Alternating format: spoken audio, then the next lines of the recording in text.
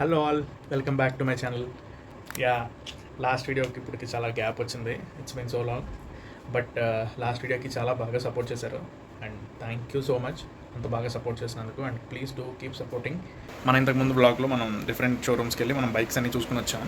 So నాకైతే comparatively scooties కన్నా bikes బాగా అనిపించాయి. సో నాకు కూడా మంచిగా బైక్ రైడ్ చేయాలనిపించింది. సో నేను కూడా బైక్ తీసుకుందామని ఫిక్స్ అయ్యా. సో ఐ ఫిల్టెడ్ 4 బైక్స్, టోటల్గా 4 బైక్స్ అనుకుంటున్నా. సో అవి ఏ బైక్స్ ఏంటి అనేది మనం ఫర్దర్గా వీడియోలో డిస్కస్ చేద్దాం. సో ఆ 4 చాయిసెస్ ఏంటి అని, నాకు అందులో ఏం నచ్చాయి ఏం నచ్చలేదని వెరీ బ్రీఫ్గా యాజ్ ఎ నార్మల్ పర్సన్ నాకు వెళ్ళగానే ఏం నచ్చాయి ఏం నచ్చలేదు అనేది 1 by 1 నాకు అవుట్ ఆఫ్ 4 నాకు ఏది బాగా అనిపించింది అంటే నేను ఏ బండి తీసుకుందాం అనుకుంటున్నా. సో ఫర్దర్గా దీని గురించి మనం ఈ వీడియోలో డిస్కస్ చేయబోతున్నాం. ఇంకా మనం లేట్ చేయకుండా వీడియోలోకి వెళ్ళిపోదాం.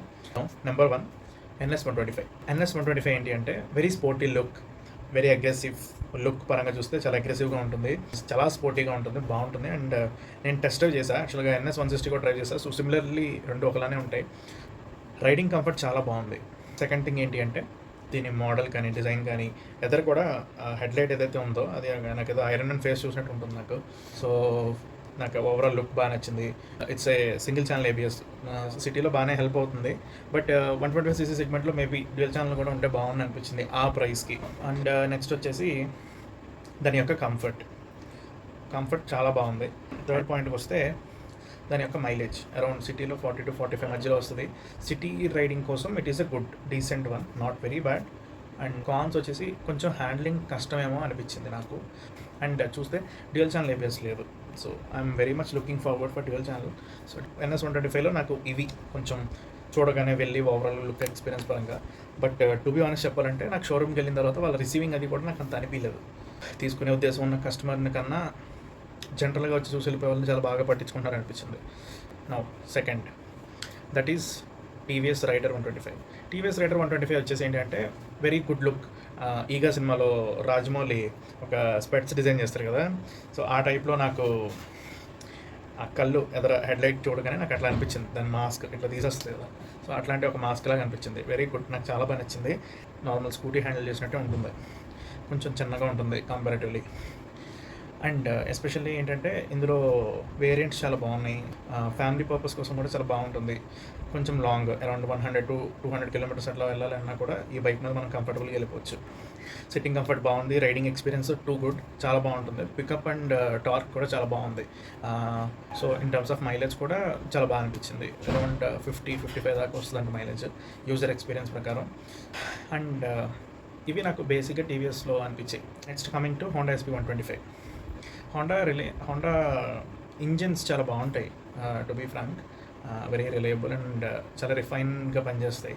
అండ్ మైలేజ్ కూడా decent mileage, very good handling, city comfort, everything will be so good. But నాకు Honda SP125 గురించి వెళ్ళి తీసుకుని ఖచ్చితంగా వస్తాను అనే అంత ఐడియా లేదు. బట్ తీసుకునే వాటిలో లిస్ట్లో అది కూడా ఒకటి. జస్ట్ నార్మల్గా ఓకే ఈ బండి బాగుంది తీసుకుందాం అనే టైప్లో అనిపించింది. అండ్ మెయిన్ థింగ్ ఏంటి అంటే దాని ఇంజిన్ రిఫైన్మెంట్ చాలా బాగుంటుంది. లైక్ లాంగ్ టర్మ్ చాలా బాగా యూస్ చేసుకోవచ్చు.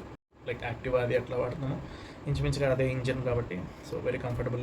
అండ్ సిటీలో అరౌండ్ 45 to 50 మైలేజ్ వస్తుంది. ఆన్ రోడ్ హైవే ఎక్కిన తర్వాత ఇంకా బాగుంటుంది. బండి చాలా స్మూత్ ఉంటుంది. బట్ డిస్క్ బ్రేక్ ఒకటే ఉంది, that is not single channel or not dual channel.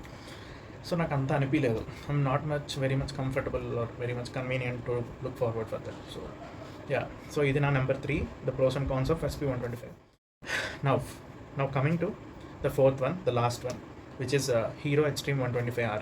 So Hero Xtreme 125R ఏంటి అంటే నాకు చూడగానే చాలా బాగా అనిపించింది. Like the very first look was very good, very impressive.